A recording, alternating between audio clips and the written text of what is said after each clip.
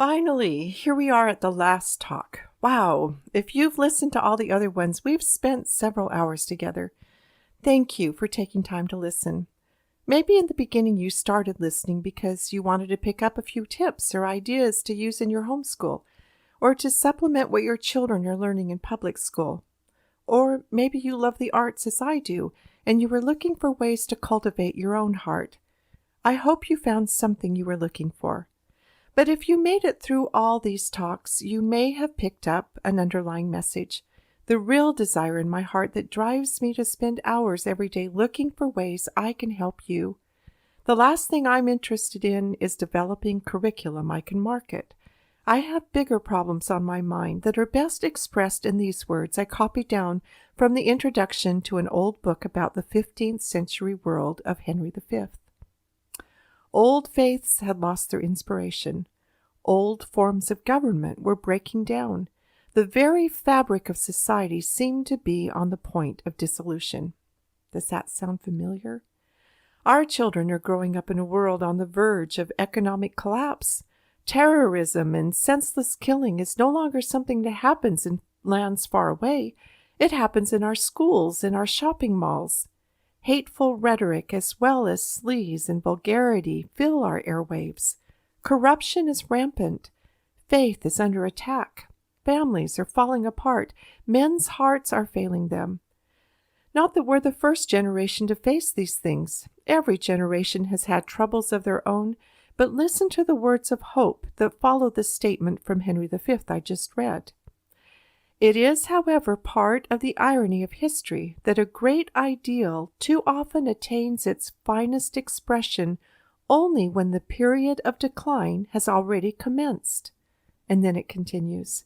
The remedy for present evils was sought not in the creation of a new order, but rather in the restoration of an old ideal. To bring back the golden past must be the work of a hero who could revive in his own person its virtues. Henry of Monmouth, deriving his inspiration from the past, was the champion of unity against the forces of disintegration.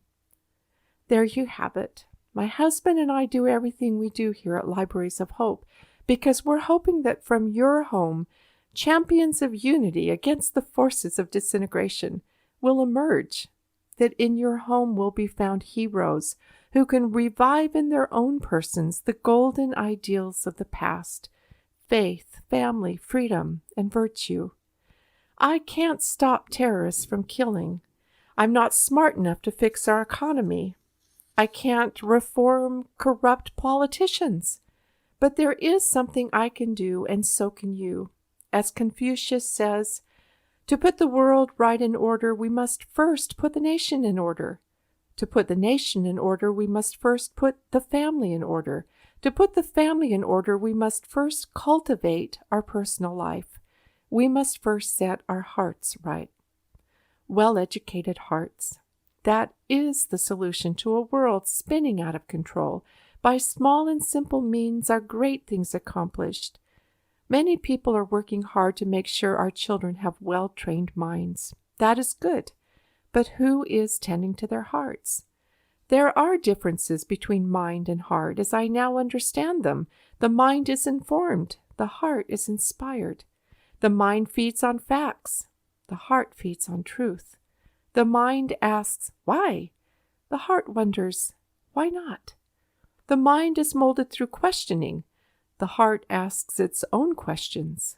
The mind is verbose. The heart relishes brevity.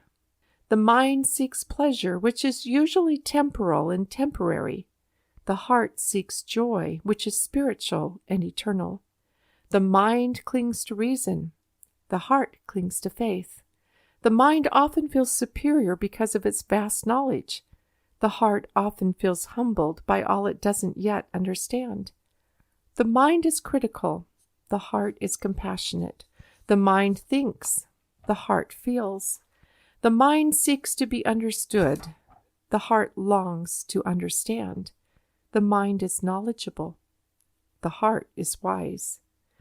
I've noticed a growing interest in classical education with its trivium of grammar, logic, and rhetoric. The sponge of the young child's mind is used for memorizing facts, and then students are taught to use those facts to logic and reason, and finally the highest stage is rhetoric, where a student is taught to write persuasively so that he can convince others of the truth he has arrived at by means of his carefully trained logic and reason. I'd be more sold on the process if mankind hadn't demonstrated such a proneness to error in his calculations. I find few minds more narrow or less open to change than the mind that has arrived at a perceived point of truth by a process of reason and logic alone. Much of the contention in our world arises from opposing viewpoints, with both sides confident of their correctness. It seems our world would benefit by a little less persuading and a whole lot more seeking to understand the other's viewpoint, which is the function of the heart.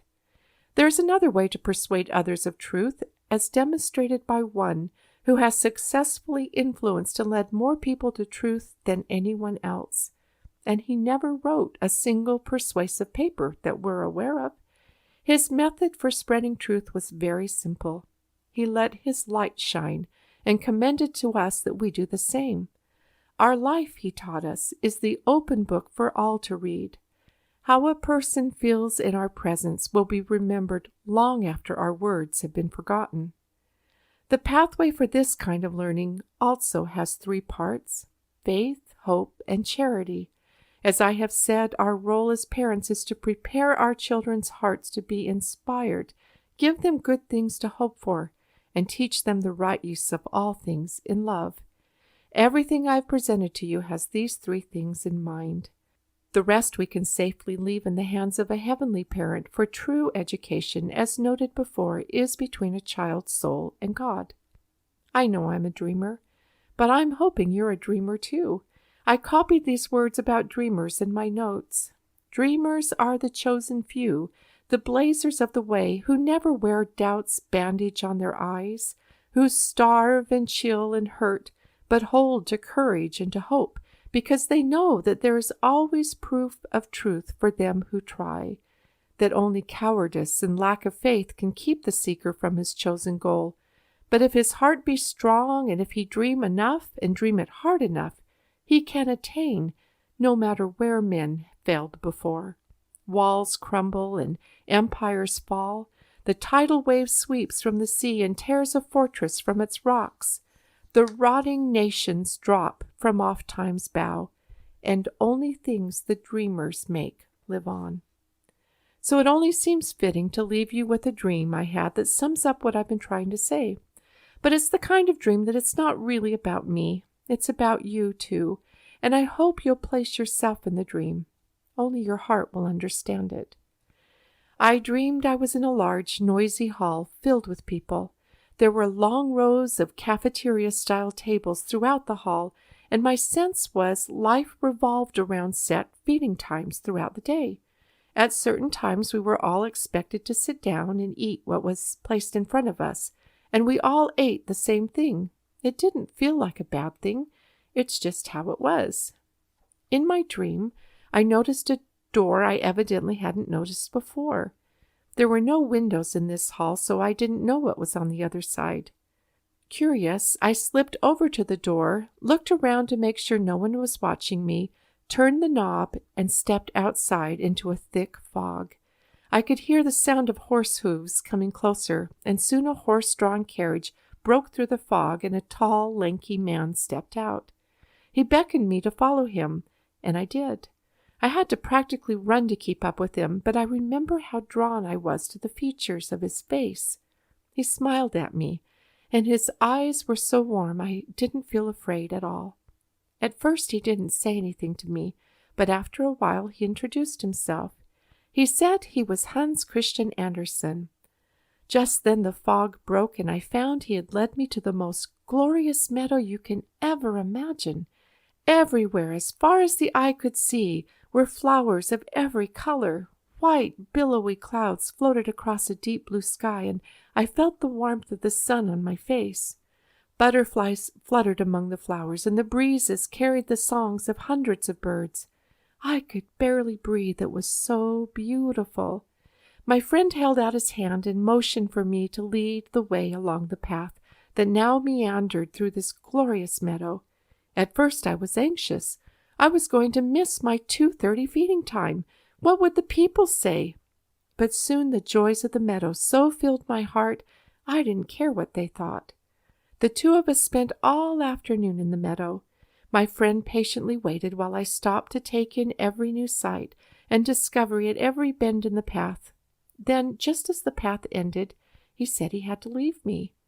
We were standing in a grove of tall trees, and I told him that I didn't know where to go from there. He simply smiled and looked heavenward. God directs. Suddenly the scene changed, and I was back in the noisy, crowded feeding hall. Immediately I was surrounded by angry peers. Where had I been? Didn't I know I had missed my 2:30 feeding time? I told them I just spent the entire afternoon in the most glorious meadow with Hans Christian Andersen himself. I wanted to tell them more, but they rolled their eyes at me in disbelief and left me to myself. But it didn't matter. All the joy of the meadow was stored in my heart, and I knew it would remain with me always. The dream ended, and I woke up. Maybe it was just coincidence, but a day or two later at a library used book sale, I happened to walk by a shelf of books, and one title caught my eye. It was The Fairy Tale Story of My Life by Hans Christian Andersen. I didn't know anything about his life. I'd only read his fairy tales, and I don't remember having previously seen his picture, but there on the cover was an image of the friend of my dreams. I opened the book to read the first page, and at the end of the first paragraph he had written, "The history of my life will say to the world what it says to me. There is a loving God who directs all things for the best." I, too, believe in a God who directs all things for the best, and as you turn to him, he will direct and guide you as you lead your children through the glorious meadow of learning that's been prepared for us. May the ideas I've presented help to bring you closer to him, that you, with your family, may live happily and joyfully ever after.